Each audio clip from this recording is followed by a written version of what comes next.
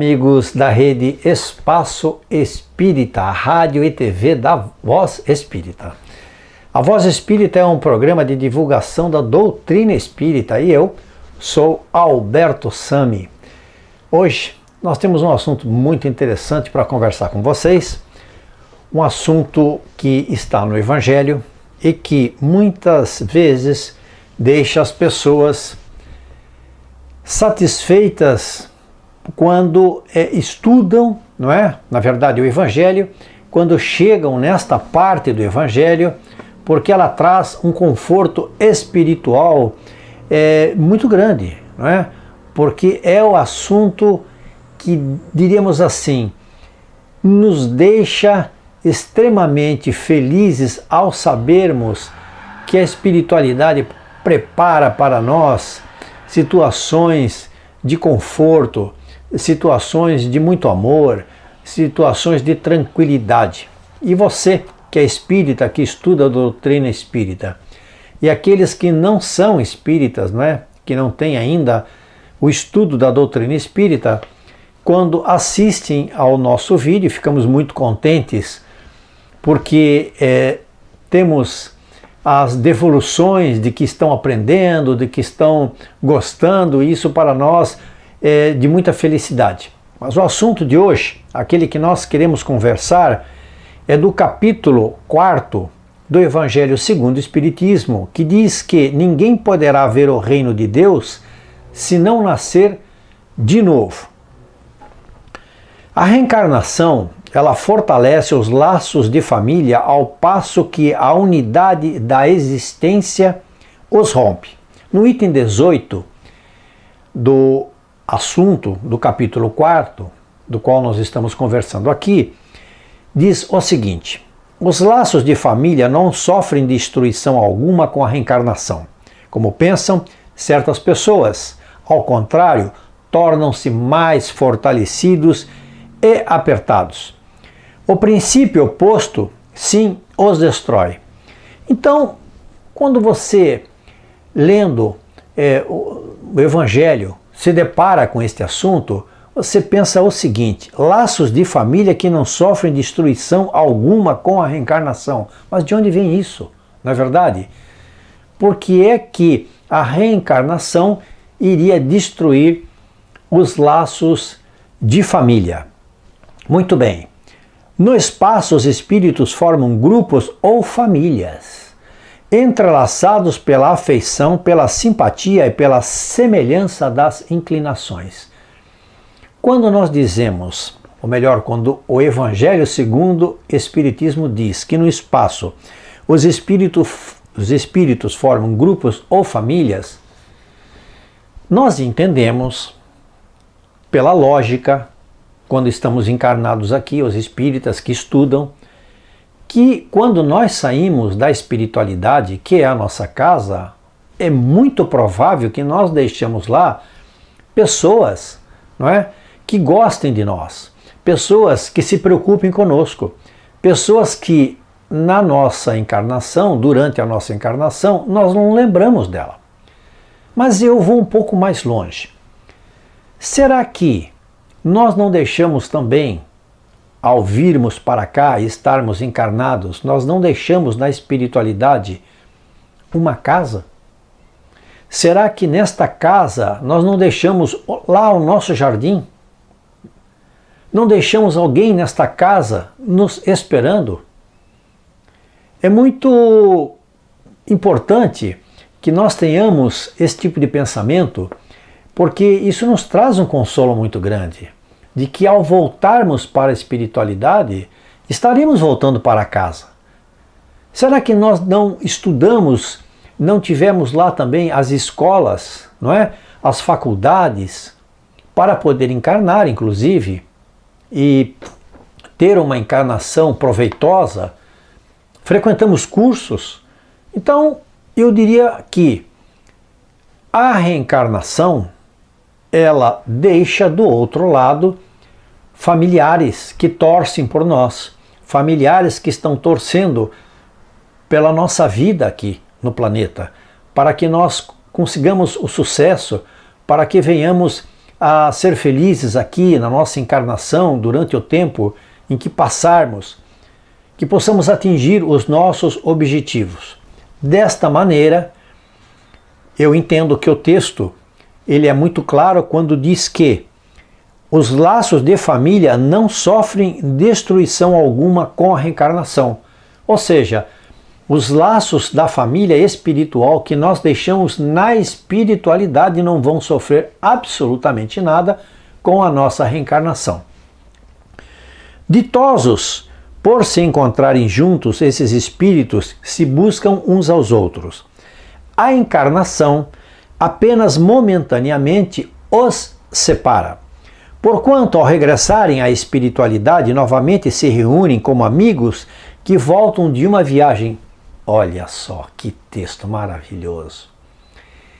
Que espetáculo de conforto para o nosso coração sabermos que ao voltarmos para a espiritualidade nós vamos reencontrar aqueles amigos que nós deixamos lá, provavelmente aquelas coisas maravilhosas que nós construímos, não é? E que deixamos para vir para esta encarnação colocar os nossos débitos em dia. Muitas vezes até uns seguem a outros na encarnação vindo aqui reunir-se numa mesma família ou no mesmo círculo a fim de trabalharem juntos pelo seu mútuo adiantamento. Se uns encarnam e outros não, nem por isso deixam de estar unidos pelo pensamento. Então, nós estamos encarnados e provavelmente quando, durante a nossa encarnação, nos encontramos, temos a nossa família, alguns desses familiares que também estavam encarnados, vêm juntos. Nós viemos numa caravana, não é? Para conseguirmos então trabalhar as nossas dificuldades, um apoiando o outro. São essas famílias que são unidas, essas famílias que estão juntas e que querem então trabalhar pelo mesmo ideal. Os que se conservam livres lá na espiritualidade, os que ficam lá, velam pelos que se acham em cativeiro. E aqui é muito importante essa palavra cativeiro, não é? Porque na realidade o espírito ele se encontra no estágio em que está aqui na Terra, no cativeiro. Nós estamos dentro de um corpo, esse corpo orgânico é maravilhoso, né? Obra da espiritualidade, dos espíritos geneticistas que fizeram com que nós pudéssemos ter um corpo para cumprirmos as nossas obrigações espirituais. Então nós estamos aqui dentro desse corpo e de uma certa maneira num cativeiro. Por quê? Porque esta não é a nossa casa real. A Terra é o local onde nós estamos aproveitando essa escola.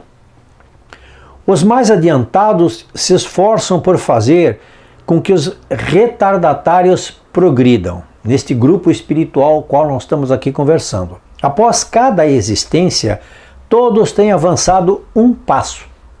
E eu diria que se nós avançarmos um passo dentro das dificuldades que é uma encarnação, nós teremos avançado bastante. Precisamos nos esforçar para adiantarmos um passo. Na senda de quê? Do aperfeiçoamento. Cada vez menos presos à matéria, mais viva se lhes torna a afeição recíproca, não é? Esses espíritos que estão dentro dessa família espiritual. Pela razão mesma de que, mais depurada, não tem a perturbá-la o egoísmo, nem as sombras das paixões. Podem, portanto, percorrer assim ilimitado número de existências corpóreas, sem que nenhum golpe receba a mútua estima. Quando nós atingimos um ponto de elevação espiritual, nós podemos percorrer inúmeras encarnações junto com esses familiares espirituais, sem que nós venhamos a golpear esses irmãos que trajetam conosco, não é? Que labutam conosco, que jornadeiam conosco, sem que nós os ofendamos absolutamente em momento nenhum. Está bem visto aqui que se trata de uma afeição real, de alma para alma, aquela afeição que muitos de nós sentimos por determinadas pessoas, né? Por determinados familiares e não familiares também. Única esta afeição que sobrevive à destruição do corpo. Porquanto os seres que neste mundo se unem apenas pelos sentidos, nenhum motivo têm para se procurarem no mundo dos espíritos. Quando você se une a alguém aqui no planeta Terra, que somente você se une, ou pelos sentidos, não é? Por interesses muitas vezes, ao retornar ao mundo espiritual, essa relação, esse sentimento, ele se desfaz. Acaba que não acontece mais absolutamente nada. Duráveis somente são as afeições espirituais. As de natureza carnal se extinguem com a causa que lhes deu origem, quando os interesses são esses que nós acabamos de elencar aqui. Ora, semelhante causa não subsiste no mundo dos espíritos, enquanto a alma existe sempre.